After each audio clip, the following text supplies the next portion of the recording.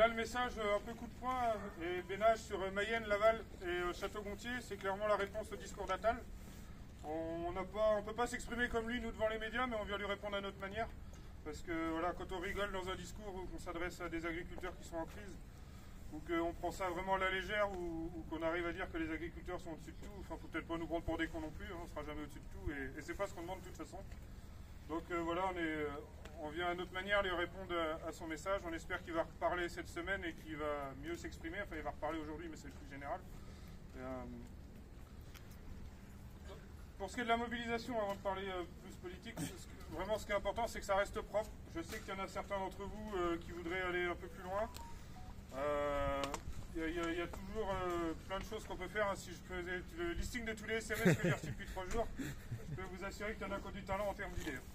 Donc voilà, on n'est pas là. Aujourd'hui, on est encore autour de la table avec le ministère de l'Agriculture, avec le Premier ministre. Tous les jours, on est en négociation. Quand on négocie, il faut qu'on reste propre. Il y a d'autres syndicats qui ont voulu casser. Aujourd'hui, ils sont arrêtés sur la route de Paris et ils n'ont plus accès au ministère pour négocier.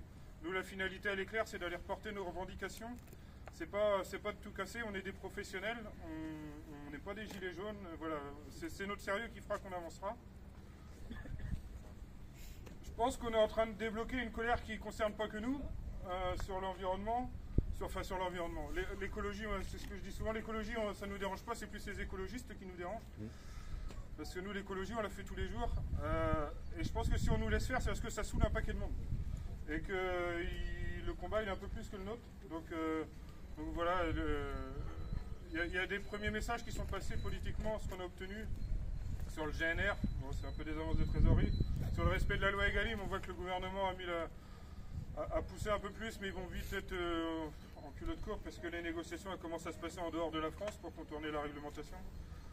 Et on a quand même une annonce qui est pas anodine, c'est l'OFB, les copains de beaucoup de monde ici, qui repasse sous tutelle des préfectures, qui sont plus sous tutelle du ministère de l'écologie. Donc ça va changer quand même beaucoup de choses pour nous. Ça ne veut pas dire qu'ils ne seront plus là, ça ne veut pas dire qu'on a le droit de faire n'importe quoi, on va toujours respecter les lois. Mais par contre, on aura certainement plus de souplesse de négociation et de dialogue possible pour faire voir des fois les incohérences qu'il y a sur le terrain. Voilà, c'est vraiment une grosse victoire.